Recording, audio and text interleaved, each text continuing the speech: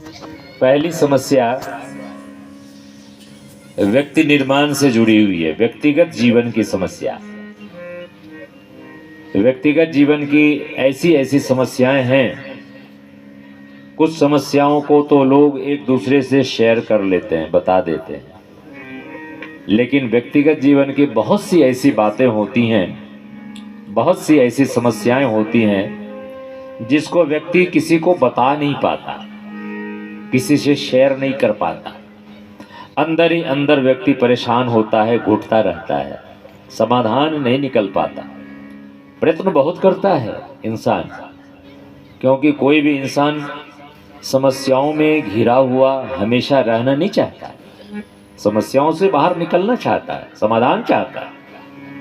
लेकिन कुछ समस्याओं का समाधान तो मिल जाता है ज्ञानियों विद्वानों के माध्यम से, संतों के माध्यम से, धर्म ग्रंथों के माध्यम से, दोस्त मित्रों के माध्यम से। परंतु कुछ समस्या ऐसी होती हैं जो व्यक्ति बोल नहीं पाता, परिवार को, पत्नी बच्चे तक को भी शेयर नहीं कर पाता, दोस्त मित्र को भी शेयर नहीं कर पाता, उनसे भी नहीं बता पाता, और अंदर अंदर इतना परेशान हो जाता है कि डिप्रेशन में चला जाता है, तनाव में आ जाता है।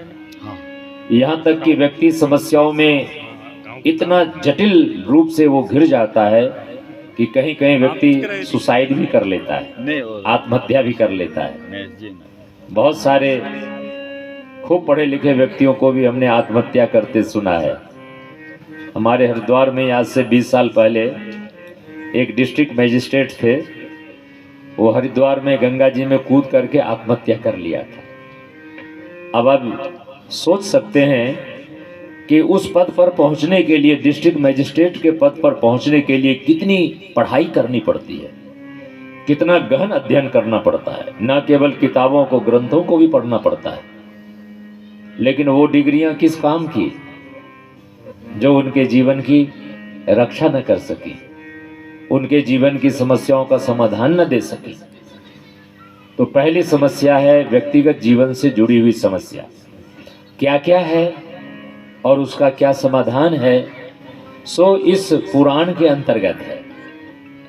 जो व्यास होते हैं ना, बहुत बड़े वैद्य होते हैं, डॉक्टर होते हैं। जैसे वैद्य नब्ज देख करके रोग का पता लगा लेते हैं, उसी तरह से जो व्यास होते हैं पूरी दुनिया की नब्ज पकड़ते हैं और दुनिया में फैली हुई विकृतियों का, बुराइयों का, कठिनाइयों का, परेशानियों का पता लगा लेते हैं और फिर उसका समाधान पुराण की रचना के माध्यम से, सदग्रंथ की रचना के माध्यम से संसार को प्रदान करते हैं। अकेले कहीं जा नहीं सकते, लेकिन उनके ग्रंथ हर जगह पहुंचाए जा सकते हैं, उसको पढ़कर सुन करके उसका लाभ लिया जा सकता है। दूसरी समस्या है पारिवारिक जीवन की समस्या। धरती का अधिकांश व्यक्ति परिवार में है, 99.9% व्यक्ति परिवार में है। मुश्किल से 0.1% व्यक्ति साधु सन्यासी होगा, वीतराग होगा, बैरागी होगा।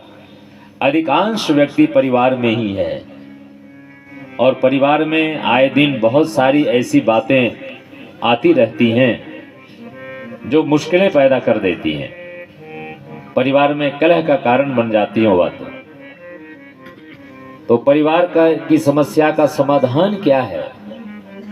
क्योंकि परिवार एक व्यक्ति से नहीं, कई व्यक्तियों से मिलकर बनता है।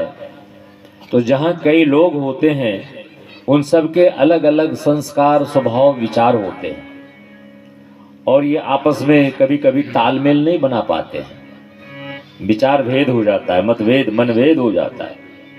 कुशल गार्जियन तो समझदारी पूर्वक समाधान निकाल लेते हैं, परिवार में शांति स्थापित कर लेते हैं, लेकिन जो उतने योग्य नहीं है, जानकार नहीं है, बेचारे परेशान हो जाते हैं। कोई कोई तो घर परिवार छोड़ करके, दुखी होकर के हरिद्वार जाके बाबा बन जाते हैं। हम लोग भी हरिद्वार से आए हैं तो वो बाबा नहीं है, हम लोग गृहस्थ संत हैं। गृहस्थ में रह करके ऋषि परंपराओं को लेकर के चल रहे हैं हम लोग, क्योंकि जितने हमारे अधिकांश ऋषि हुए हैं वो सभी सदगृहस्थ ही हुए हैं। अधिकांश ऋषि, सन्यासी कम हुए हैं, अधिकांश ऋषि सदग्रस्त हुए हैं। ऋषि वशिष्ठ की पत्नी अरुंधति, विश्वामित्र जी की पत्नी मेनका, अत्रि की पत्नी अनसुईया, गौतम की पत्नी अहिल्या,